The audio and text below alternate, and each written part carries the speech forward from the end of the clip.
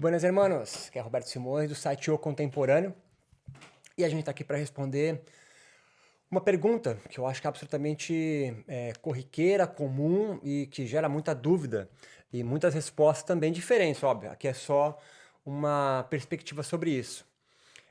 O que é meditação? Que raios é meditação? Claro que num vídeo de 8 minutos aí a gente não vai conseguir abarcar tudo. Talvez você pode me escrever aí com outras questões que eu talvez não aborde aqui, que eu venha num outro então para me aprofundar. Mas eu coloquei três tópicos para a gente começar a compreender, a adentrar esse mundo gigante do que é meditação. A primeira coisa é histórica, né? Sou professor, então a parte de contextualização sempre acontece. Então, assim, a meditação surge de uma perspectiva filosófico-religiosa lá da Índia, de uma religião chamada hinduísmo, tá? Isso é um fato. A meditação, ou como nós compreendemos meditação, ou a primeira sistematização do que nós entendemos ainda hoje, repetimos como meditação, tipo assim, quero buscar lá no início, o que que é? Não quero saber do budismo, não sei o quê. É de um darshana, é um nome em sânscrito aí, significa uma perspectiva filosófica sobre a religião hinduísta. O hinduísmo tem 6 darshanas, um deles é o yoga, e é lá que um brahmane, um sacerdote hinduísta, vai então sistematizar o que é o yoga, e dentro de uma das suas técnicas do caminho para a salvação, blá, blá, blá, para a libertação, é o yoga, a chamada dhyana, mas enfim. Então a meditação vai surgir de uma religião hinduísta. Esse é o primeiro ponto, ou seja, é uma técnica para se alcançar o estado de Kaivalya ou alguma coisa parecida com Nirvana, moksha, redenção, salvação, libertação. Então, é uma técnica advinda de uma religião. Esse é o ponto 1, né? Chamado yoga. A meditação advém daí. Ponto. É uma técnica. 2. Meditar é não pensar em nada. Então entenda, isso é algo bem comum de se perguntar, né? Porque a pessoa começa a meditar e aí começa a observar a sua própria mente. Vem comigo, tô galgando, hein? Observar a sua própria cabeça, o seu próprio corpo, né? É melhor do que só a cabeça, seu próprio corpo. E começa a perceber então que, eu tô ficando mais ansioso, porque eu tenho 1 bilhão de ideias, né? 1 bilhão de pensamentos, cores, tela preta, sei lá. E cada um vai ter sua narrativa, seu discurso.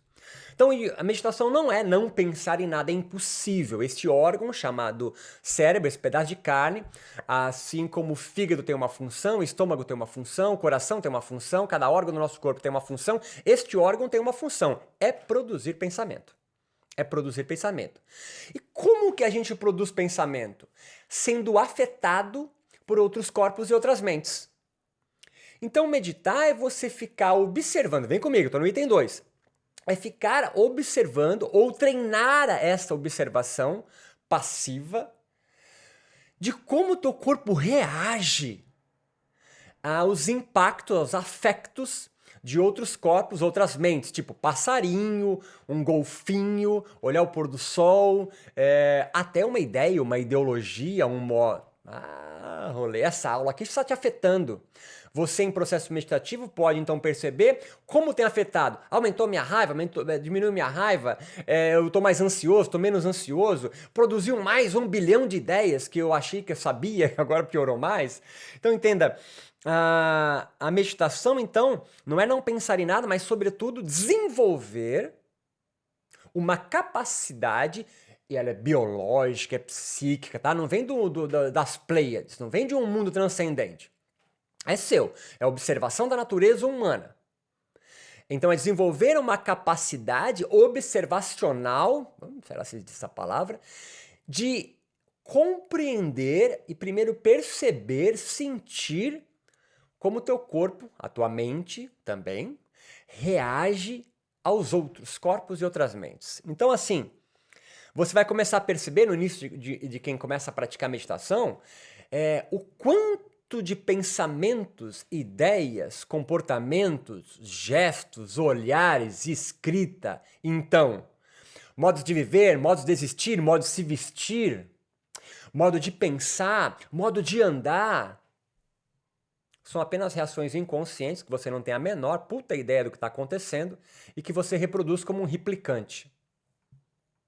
Isso no yoga, item 1.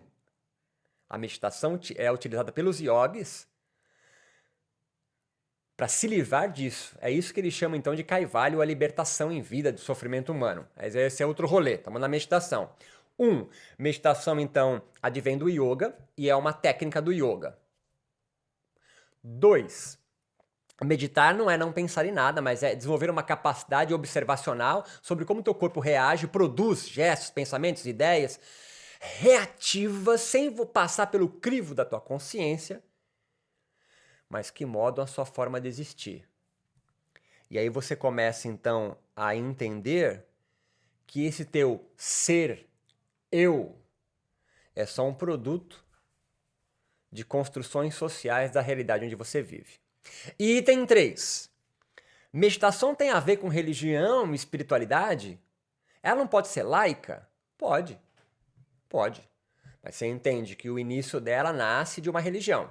Então, dependendo, último degrau, dependendo do contexto onde você aprende a técnica de meditar, ela pode vir recheada de mais ou menos religião. Mas entenda, vir recheada de menos conceitos religiosos e espirituais não significa, portanto, laico, secular, que ela é melhor, tá ligado? Porque ela vai vir recheada de conceitos da ciência. Então, acaba se substituindo narrativas, mitos religiosos e espirituais, em a grande maioria das vezes, para narrativas, mitos da ciência.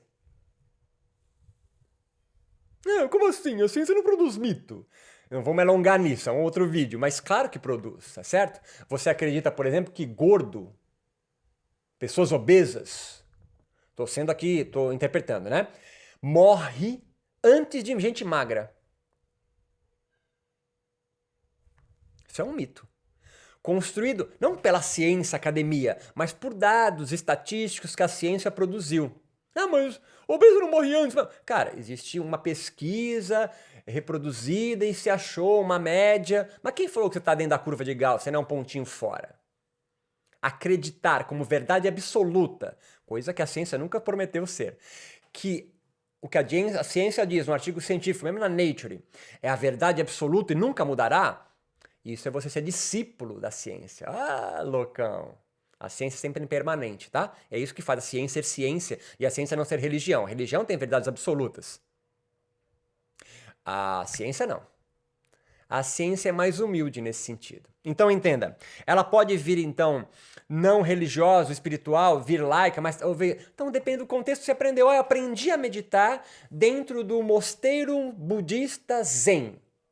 Vai vir recheada de conceitos budistas, é óbvio. Eu aprendi no ashram na Índia com um mestre iluminado aos pés do Himalaia. Vai vir recheada de conceitos religiosos e espirituais daquele contexto de quem te ensinou. Eu aprendi com um médico no hospital. Não, vai vir recheado então de conceitos. Você vai saber qual a hora do cérebro, que libera tal hormônio. Você tá entendendo o rolê? Aí você pergunta, mas então, qual que é então a meditação então sem nada? Como assim? Repete a sua pergunta, não existe, entendeu? Tudo que você aprende advém de um contexto. Agora, o tesão mesmo é um quarto item extra, sei lá, um plus aqui. É você, então, ao longo das suas práticas, que é um processo lento e gradual da meditação, e desenvolvendo seu próprio método, vem desenvolvendo sua própria prática meditativa. Esse é o tesão. E aí você retoma o processo criativo da sua vida. E para de ser um replicante de técnicas meditativas de outro. Fechou? Espero tenha respondido, ajudado você a pairar um pouco mais, ventilar um pouco mais suas ideias. Escreve aí e a gente volta a conversar. Visite meu site yogacontemporâneo.com. Forte abraço, até mais!